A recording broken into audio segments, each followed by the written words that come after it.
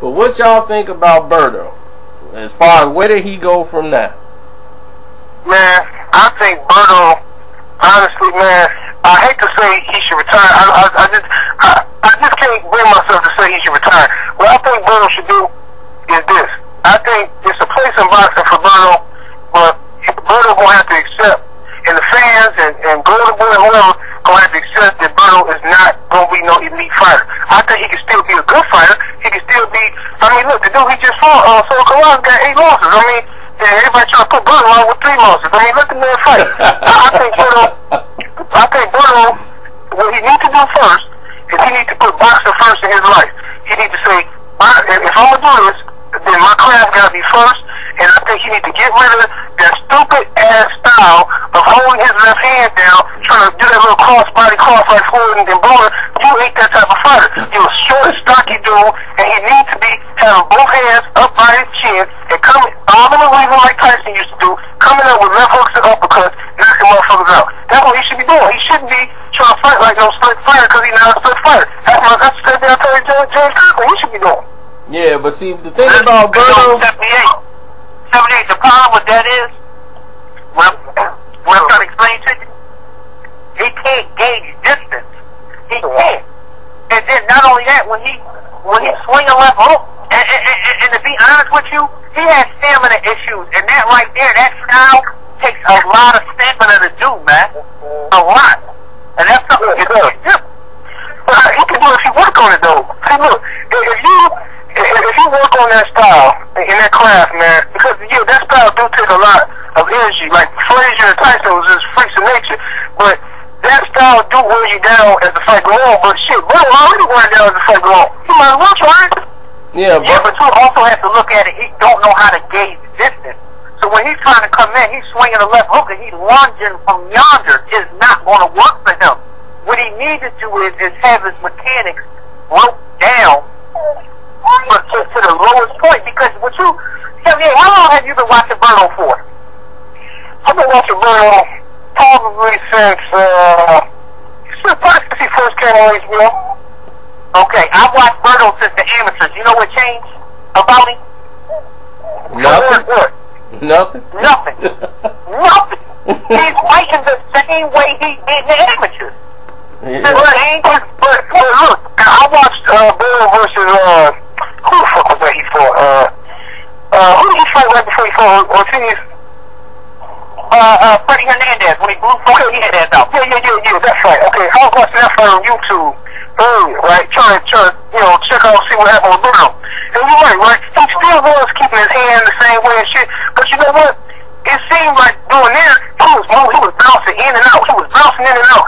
In that fight, lately what he's been doing is, he's been standing flat-footed, allowing those, that his timing, like his distance, his judgment of distance has gotten just fucked up. I don't know what happened. I don't know if it's mental. I don't know if it's eyesight problem. But he cannot see no punches coming. Because he'll lean back, thinking the punch gonna miss him, and they clock him in his fucking face. Yeah, and I think that's... He's been that same way though, cuzzo. That's what I'm trying to explain to you. Yeah, but also I know what you're saying, 78. He had more bounce. It was the confidence. Yeah. He had his confidence taken after he didn't know how to adjust. After he lost to Ortiz, and then especially after he lost against what's his name, Guerrero, but the Ortiz loss messed him up completely. And then the fact that he couldn't get right back, and everybody's like Berto's a bum and all this. I mean, it really mentally shook him. That's why he started changing styles. He's in between styles. He lost his identity. He don't know who he was before then. He trying to do the shoulder roll. And you heard what's his name in the corner, Virgil Hunter, like, man, please stop doing the shoulder roll. Crossing your feet up. Yeah. He's fighting the same exact way. Feet too spread apart, lunging. Don't know how to pace himself forward. Work off a jab. He don't even know how to do that yet, cuzzo. He don't. What he do is he throws a feint and then explodes. And people get his timing. That's why he's always getting caught with a counter left hook. That's why he always get caught with it. Yeah. Because or a counter right hook, because everything he lunges from too far. He don't know how to just step in, go off the jab, then explode. Work off of it. He don't even know how to do it. He still squares up you with the same shit. And my homie beat him 4 times, man. Beat Berto 4 times. Berto never beat him. Yeah, because Berto has problem with people that make him go backwards. He don't know how to fight when people push him back. Collazo exposed that, and once he brought that back out, because what's his name, Vanes Monterosen did the same thing, kept pushing him back. And I was like, Vanes Monterosen did it as an amateur. He's like, man, you just push Berto back and he gonna fold. He mentally just folds. What y'all seeing from Berto? Yup. What y'all seeing from Berto? We used to watch Berto go through. Berto fought the same exact fights in the amateur. You know how he goes to the wars now? He fighting the same fights now. That's why I think he should have. I mean, like this one dude said, man, you telling a man that's gonna make a minimum of $225,000 a fight that he need to quit? I was like, yeah, I know, but they said after this loss, the minimum he could get is what, $222,000 or whatever. I'm like, well, if it's a money thing, okay, but I'm like, at this point, health-wise, this dude going through so many wars. I'm like, dude, you going through a war every fight. At this point, your health is gonna have to start coming into play. I mean, I think he could have got a standing 8. He's financially set. I mean, yeah, he got some good money. I mean, he made some good money. He got a lot of good paydays. But we say he financially set because we think so. Next thing you know, he be bankrupt by 2 years. Yeah. Hey, but Karceno, but for what Nazim was telling me, he alright. He comes like I have to work for. No, okay. But yeah, he don't have to work for nothing. I mean, he cool. He got a few little businesses going. He alright. He set. I mean, it ain't like he's gonna be making $1 million paydays and shit again. Nah, it ain't like that. But I mean, to the point where he can just go in life. Yeah, but I think he should take a light touch. I think they put him in with too many killers, and I think he thinking he right at that cusp. You got to take a light touch and get to listen to your trainer. I mean, because he got a new trainer. He learning with him. He did what Virgil Hunter wanted him to do, maybe 5 seconds in the entire fight. And I'm like, man. But you gotta realize, everybody blame the trainer sometimes. Sometimes it's not the trainer. Yeah, this ain't the trainer. This wasn't Virgil Hunter's fault. I mean, Berto got caught up in styles again. He got caught. Once he got clipped in that first round with that looping right, he just went back to survival mode. And he didn't stick to what he said. What he was supposed to do was have a high guard up and shoot the punches straight down the middle. That's what he wanted for Berto. He's like, keep your high guard up on both your hands, and then when you shoot your punches straight down the middle on Soto Carras, because he throw looping shots. That was the game plan. The game plan was to shoot them punches straight down the middle. That's when they was practicing in there. When he was hitting the mitts, he was just getting them to touch the mitts. He trying to get them, shoot them straight down the middle. That's all you got to do. Uppercut. Straight down the middle. Bam. Uppercut. Get close. And this guy going to break down. And that was a good game plan for Soto Carras. That's all you really needed to do. And you could have protected yourself by keeping your hands up. If you box the motherfucker, it's easy. It's easy to box him. Yeah, that's you say you got the speed. You can see the shot coming. You can see it coming all day. Right, and he's like, you got the speed. You don't even need to. He's like, you got the speed. Your punches are going to get there first. You got the speed. Your speed is too much for him. Just shoot the punches straight down the middle. But then he did get hurt, so, you know. I never felt more bad, really, for a fighter in a while when I saw Berto. I'm like, man, I just feel bad for him. Because I was like, I mean, he gave everything he had. I mean, if you go back, Berto could have quit in a lot of fights. He could have quit in the Guerrero fight. He could have quit in this fight. And I'm like, this dude still, he won rounds in the Guerrero fight. He won rounds in this fight. And I'm like, they treat him like the worst thing that ever came in boxing. I'm like, wow. That's what I'm saying. Like, look, Berto, and you know this dude, I can't remember his channel name. I watched it earlier. He put a video up and he broke this shit down smooth, man. He was talking about how boxing fans do, man. Like you say you want exciting fights. Win, lose, you want to see an exciting fight.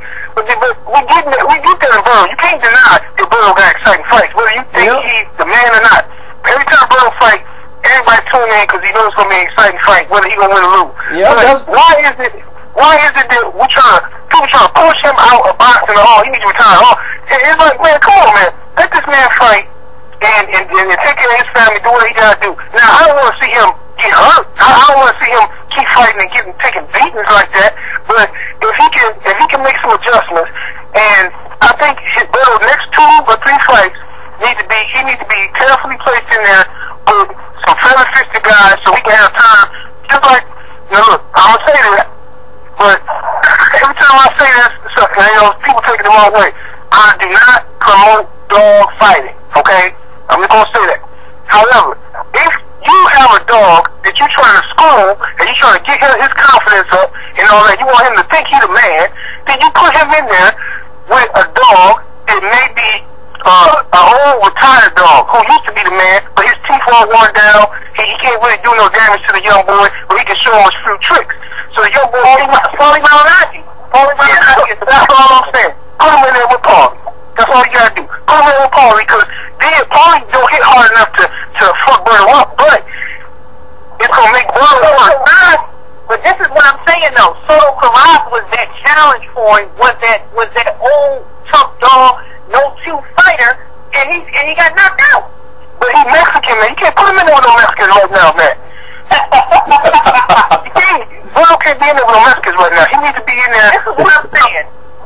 Soto Karav is probably ranked the number 11th or 12th guy at welterweight.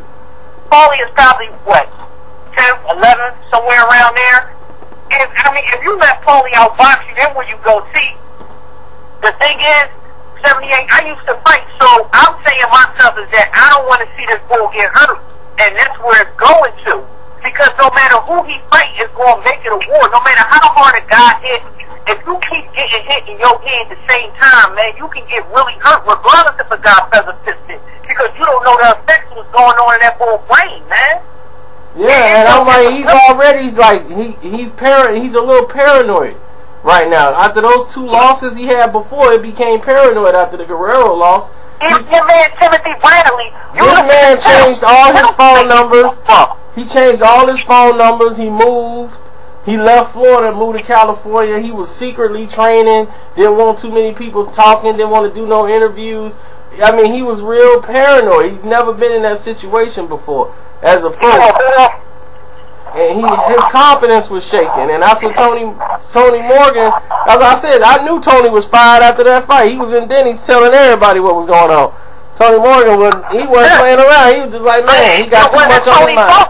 It wasn't Tony's fault. No, it wasn't Tony's fault. Tony told him what to do, and the man, he's like, our game plan was never to use the shoulder roll. I don't know where he got that from. But he's like, Berto under a lot of pressure, man. He on a lot of pressure. 78. Look at he keeps saying this and having awards. Look at Timothy Bradley now. I don't know if you noticed or not, but he's slightly punch drunk. You know, I don't think Bradley punch drunk. I think he's pissed off. I think Bradley had a mental breakdown after that Pacquiao fight. No, listen to him the way he talks. Go back and listen to your interview. Listen to his old interviews and listen to his interviews now. You may not pick it up right then and there, but he's slightly punch drunk, man. But ain't nobody talking about the real retire. He's been punch drunk. Oh yeah, he's gonna be punch drunk by the time his career over. No, Rio already punch drunk now. What's the Rio says he's drunk every time he talks? Yeah, I know his voice. I know his voice is a little slowing down. I know it is, but Bradley punch drunk, man. And to be honest with you, I think to be honest with you, Marquez won't stop me, man. I don't know. I can't say that. I think Bradley got too much rage and black rage in him. That's one brother there, man, that you can think the fight is over, he's still gonna keep coming.